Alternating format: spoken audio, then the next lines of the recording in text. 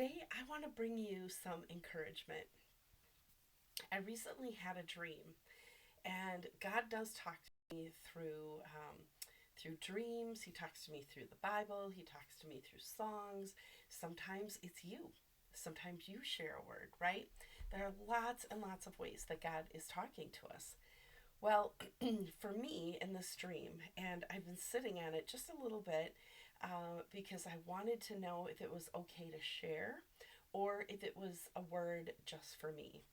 And it turns out it is a corporate word. And God said, by all means, share it because it is for all of my sons and daughters. So, this is how the dream went. In the dream, if I had a difficult situation, I would tap on what looked like a shape. Are you familiar with the breakfast cereal Lucky Charms? And you know how there's like the different shapes, like there's a star, there's a moon, I don't know, the clover, right? And these shapes, they would light up and they would like dance a little bit.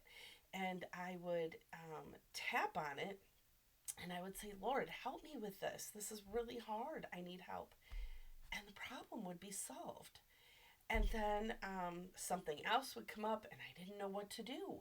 And I saw that there was a moon and I tapped on that shape as it lit up and just said, Lord, I need guidance. I need your wisdom. And just like that, the situation was resolved. And I was amazed. And I looked at the Lord and I said, is it that easy? And he said, yeah. All you need to do is ask me. Your heart and your desires align with my desires and my heart, and I will give you what you ask for. So, the beautiful thing about this, I woke up, it was in color and everything. And so I like wrote it out because I thought, oh, surely I'm going to forget this. And as I wrote it out, he showed me that the things he said to me in the dream are already said to all of us in his word. It's already in the Bible. So it goes back to the fact that if we are talking with him on a regular basis, we're aligning our hearts and our desires with what he wants for us. And all we have to do is ask. All we have to do is ask, and he will give us an answer. Now, there's a couple Bible verses that I wanted to share. One of them is faith comes by hearing, and hearing by the word of God. So we need to be filling our atmosphere, our world, with worship and with faith. And it's important for us to stand on promises that God has given us in the Bible. So I kind of took the dream and I took this and I sat down with God and thought, all right, what promises can I stand on for 2025? And one of my clients asked me, so is this for the whole year? And I said, well, for right now, these are my declarations or affirmations that I'm standing on. And if I feel led to change them up maybe next quarter or partway through the year, or maybe I'm going to say them all year long. But I want to share them, some of them with you, because I think that God has promises for you. He wants you to succeed. He wants you to do well. He wants you to seek him and ask him for his guidance and for his wisdom and for his help, because he is crazy about you. In Zephaniah, as a matter of fact, it says that he sings over you. Did you know that? You know, like a parent is like holding a baby and they're singing over them. Our Heavenly Father sings over us. And I just am blown away by that when I really think about him doing that. So I want you to know in Isaiah 30 and Isaiah 54, it talks about how the voice of the Lord shatters the voice of the enemy. Okay? So, what I mean by that is when we are declaring God's promises, God's very word over our lives, over our friendships, over our relationships, our marriages, any situation that you have, maybe it's a financial struggle. When we decree and declare God's word over our situation, the enemy hears and he is put on notice. And the voice of the Lord shatters, as in breaks up, the voice of the enemy. Because that enemy, he is after us. He is yammering about and he is trying to discourage us and keep us distracted. And he wants us to not pay attention to the promises that the Lord has for us. So he wants us to be isolated, and the Lord wants us in community, right? The enemy wants to shut us down, and the Lord wants to lift us up. The enemy wants nothing but bad things for you and for me.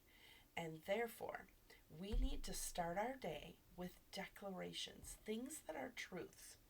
So I'm going to share a couple of what I have, and I would love for you to find your own promises that you want to stand on this year. And the first thing that I read in the morning is God, you keep your promises. You listen to my prayers and you answer them. And God, you are always with me.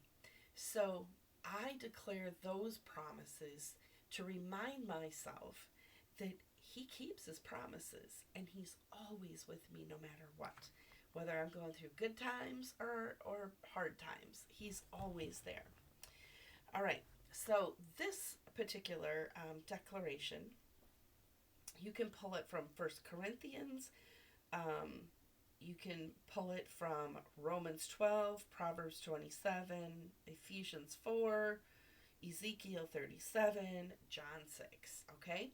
So he repeats himself throughout the Bible. So I want to kind of give you Bible reference for this so that you understand this isn't something that I just made up. This is something that God's word actually says. And so I tweaked it so that it was applicable to me, okay? So I say out loud, I encourage, train, and equip believers so that we all become an exceedingly great army that raises dry bones to life. And I chose that particular promise because God works through me. So when I work with my clients, and I'm helping them with different issues that they're having in life, and I pray before I go into those meetings, and I cannot think of a time that Holy Spirit didn't show up on that call. And he will speak through me to pinpoint something that he wants to work on with the person that I'm working with, if I'm doing one-on-one work. And so I know that he asked me to partner with him to heal his daughters. That was something that he made very clear to me. And so I chose this particular one because when I'm working with someone, maybe they're working on a marriage that is just in a hard season and they need encouragement, they need guidance, they need to know, what does it look like to be a godly wife? What does it look like to be a helper? Right? We're called to be helpers if we're married, okay? And so I train, encourage, and equip believers so we all become an exceedingly great army. Imagine we all band together and we take back kingdom territory that the enemy has stolen. I do believe this is the year the Lord wants to bless you. I do believe that all we have to do is ask, and the Lord wants to help us achieve that thing. He wants us to have our finances in order. He wants us to have godly marriages. He wants us to have friendships and relationships that are full of love, right? And kindness and gentleness and self-control. But if we don't align our hearts with His, we've got some work to do. So I'll read you two more, and then I want you to think about what promises God might be asking you to stand on for this year, okay? So this one comes from Proverbs 3, verses 5 and 6. Let's see. Chronicles 20:20, Proverbs 16:3, 2 Chronicles 22, verses 12 through 13. Are you ready? I am prosperous. I am prosperous.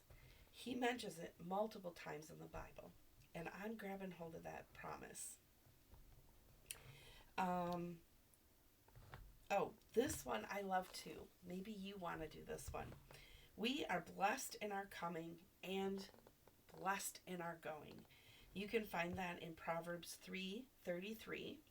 You can find that in Proverbs 12, verse 7, Proverbs 22, verse 6, Deuteronomy 12, verse 28. You can find it in Isaiah 54:13.